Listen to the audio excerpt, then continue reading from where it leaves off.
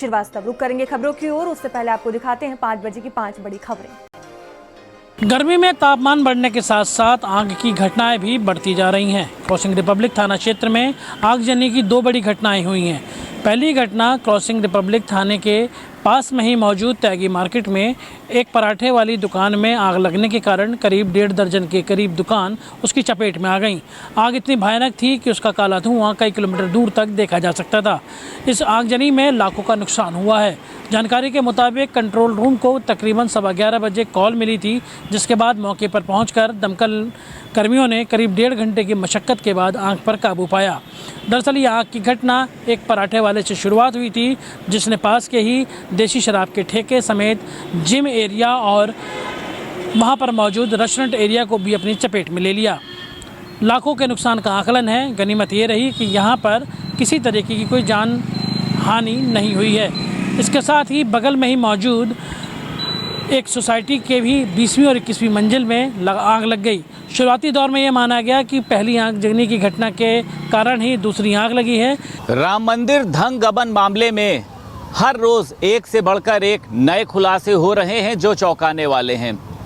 जहां एक तरफ एसआईटी की जांच में और पुलिस की जांच में आरोपियों के पास से जो रकम की बरामदगी का विवरण सामने आया, उसमें भी ये देखा गया कि दोनों ने आंकड़े अलग अलग बताए हैं। क्या दोनों में ही ये देखा जा सकता है कि कम्युनिकेशन का गैप है?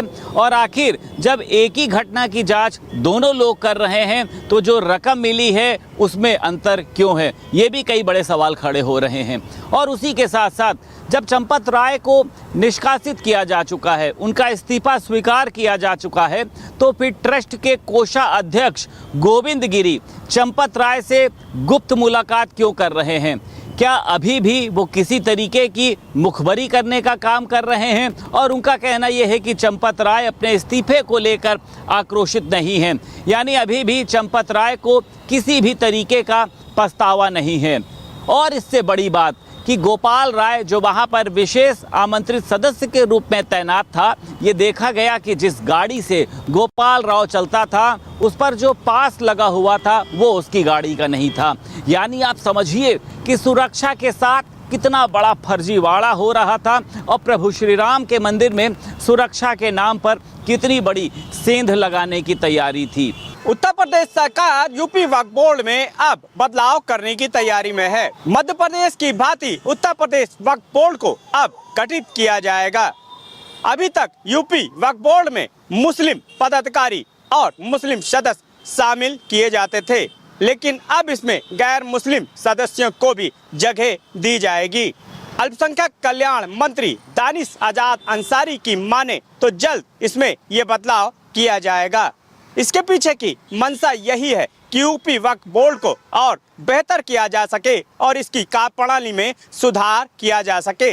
और जाहिर सी बात है, इस तरह के बदलाव से यूपी वक्फ बोर्ड को और बेहतर किया जा सकेगा और आने वाले समय में इसके अच्छे परिणाम भी दिखाई देंगे। सुल्तानपुर में बीजेपी की जिला कोषाध्यक्ष गीता गुप्ता और पूजा कसौधन के एक वायरल वीडियो ने सोशल मीडिया पर तहलका मचा रखा है। इसी वीडियो में बीजेपी नेत्री पुलिस चौकी में ही चौकी इंचार्ज के सामने युवक को थप्पड़ मारती नजर आ रही हैं। बहरहाल वायरल वीडियो के आधार पर पुलिस ने बीजेपी नेत्री पर केस दर्ज कर लिया है। साथ ही चौकी इंचार्ज के खिलाफ भी जांच शुरू कर दी गई है। दरअसल ये मामला है नगर कोतवाली के शाहगंज मोहल्ले का। इसी मोहल्ले में बीजेपी की कद्दावर नेत्री और जिला कोषाध्यक्ष गीता गुप्ता और पूजा कसौधन का घर है। बुधवार यानी 8 जुलाई को पूजा कसौधन की शिकायत पर पुलिस ने घोसियाना आदर्श नगर पलटू के पूर्वा के रहने वाले अरुण कुमार को पकड़कर शाहगंज पुलिस चौकी ले आई। इसी समय पूजा कसौधन भी पुलिस चौकी पहुंची हुई थी। बातचीत हो ही रही थी कि गुस्से में नाराज पूजा कसौधन कुर्सी से उठी और युवक का मोबाइल चेक करने लगी और उसके बाद उसे थप्पड़ जड़ दिया। जिस समय पूजा युवक को थप्पड़ मार रही थी, उस समय चौकी इंचार्ज अविनाश चंद भी उनके बगल बैठे हुए थे।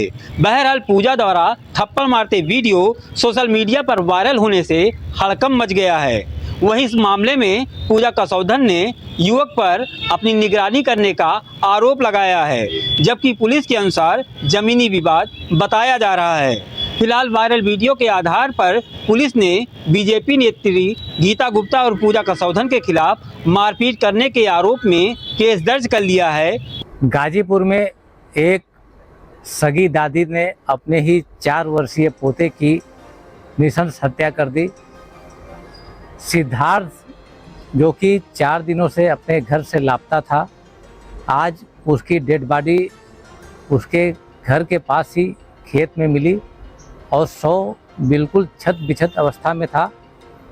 बताया जा रहा है कि सिद्धार्थ 4 दिनों से घर से गायब था, जिसकी सूचना उसके पिता जामवंत कुशवाहा ने भावरकुल थाने पे दी थी। पूछताछ की गई तो पता चला कि जामवंत जो कि मृतक के पिता हैं, उनका अपनी मां से अच्छा संबंध नहीं था, अक्सर विवाद होता रहता था और उन्होंने खुद बताया कि इस विवाद के चलते ही संभवतः पारिवारिक विवाद ने इतना नृशंस रूप ले लिया कि एक 4 वर्षीय बच्चे की हत्या हो गई और हत्या के बाद तमाम शरीर के अंग छत बिछत अवस्था में पड़े हुए थे।